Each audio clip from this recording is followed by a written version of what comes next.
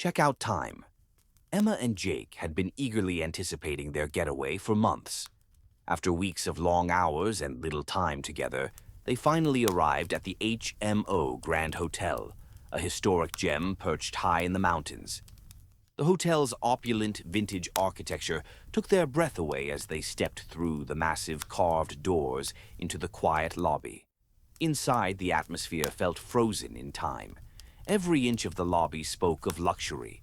The dark wood paneling, the heavy red velvet curtains, the crystal chandeliers casting a soft, glimmering light.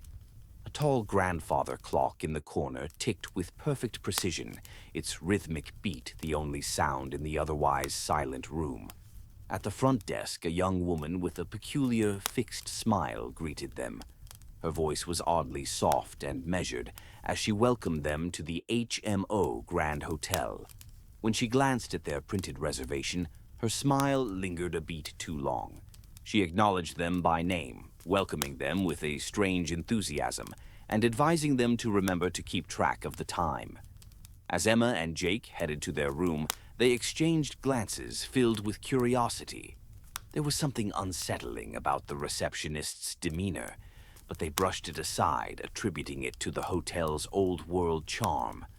Their room was everything they had hoped for, elegant and timeless, with antique furniture, richly colored drapes, and a large window offering a grand view of the mist-covered mountains. The couple felt enchanted by the ambiance, as if they had stepped into a forgotten era. That first night, they wandered the hotel's winding corridors, admiring the old paintings and vintage furnishings.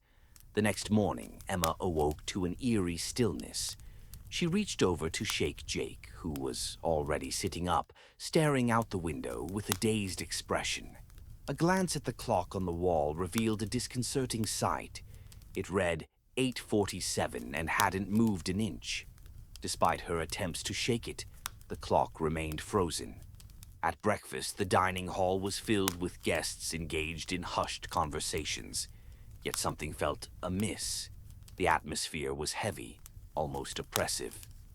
Emma caught sight of a couple across the room who seemed oddly familiar. The woman offered a strained smile, her eyes reflecting a deep-seated unease. After breakfast, Emma and Jake decided to explore the hotel further.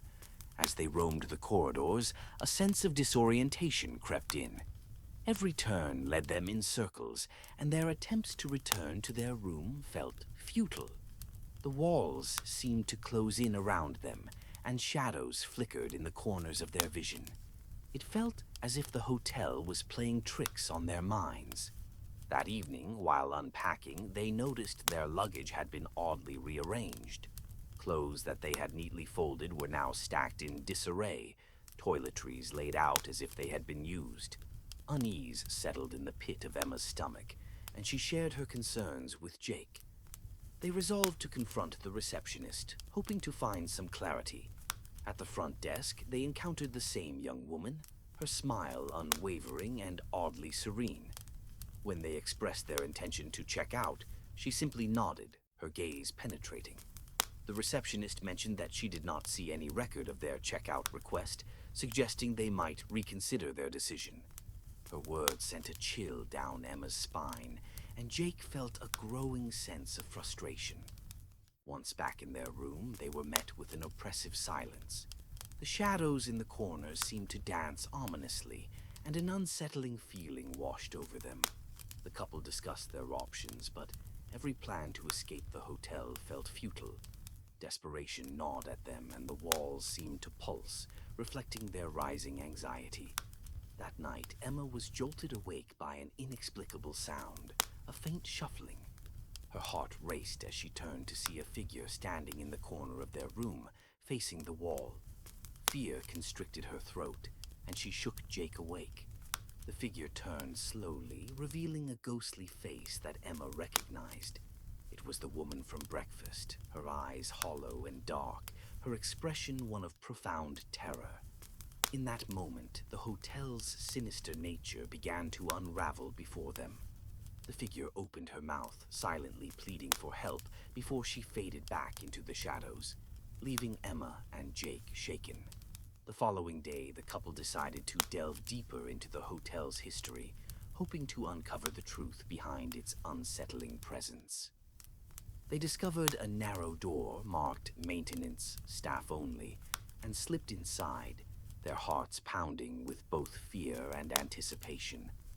The room was dimly lit, cluttered with dusty guest ledgers and yellowed papers. As they rifled through the items, Jake stumbled upon a thick, leather-bound guest log filled with entries stretching back decades. Each name was followed by the phrase "checked in," but none had an exit date. Emma felt a chill wash over her as she realized the implication. No one ever left the HMO Grand Hotel. In a nearby box, Jake found a crumpled journal belonging to a man named Thomas Gray, a former guest. The journal's entries were frantic and desperate, detailing a harrowing experience of being trapped within the hotel's confines. "This hotel is alive. It feeds on us. The longer you stay, the harder it is to leave. I've been here for 5 years or 10. Who can tell anymore? We don't age, we don't change. It warps time. My only hope is to resist, to keep my mind focused on my life outside. It needs us to stay, to keep us connected to it. If you're reading this, don't let it take you." The revelations from the journal sent shivers down their spines. Emma and Jake realized the extent of the hotel's malevolence.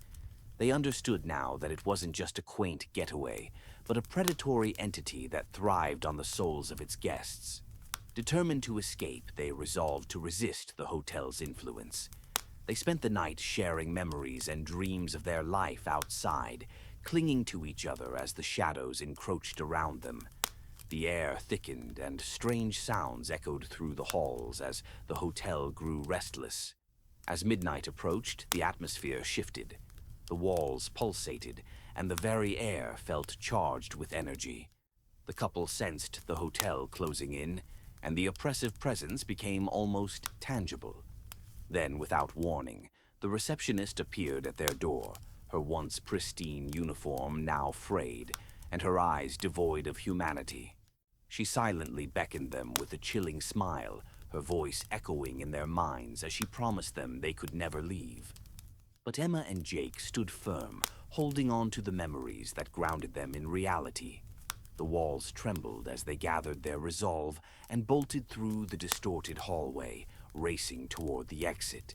The hotel warped around them, the very structure shaking with fury as they pushed forward. Bursting into the cold morning air, they stumbled out of the HMO Grand. Behind them, the grand facade of the hotel withered and decayed, as if it had aged 100 years in mere moments. The once stately structure transformed into a shadow, its ominous presence vanishing into the mist. As they reached their car, Emma looked back one final time. The hotel was gone, replaced by a faint outline shrouded in fog. With a sense of relief and disbelief, Jake wrapped his arms around her and they climbed into the car. Together, they drove down the winding mountain road, vowing never to return. In the distance, the HMO Grand Hotel stood silent, its doors ready to welcome its next unwitting guests, forever ready to ensnare the next pair of souls in its twisted grasp. As they drove away, the shadows of the mountains loomed large in the rearview mirror, a reminder of the horror they had escaped. The road twisted and turned, guiding them away from the oppressive weight of the hotel and back into the realm of the living. Days turned into weeks, and Emma and Jake tried to forget their experience at the HMO Grand. But every now and then, in quiet moments, the memory crept back into their minds. They spoke of it in hushed tones, wondering if they had truly escaped, or if the hotel still held sway over their lives in unseen ways.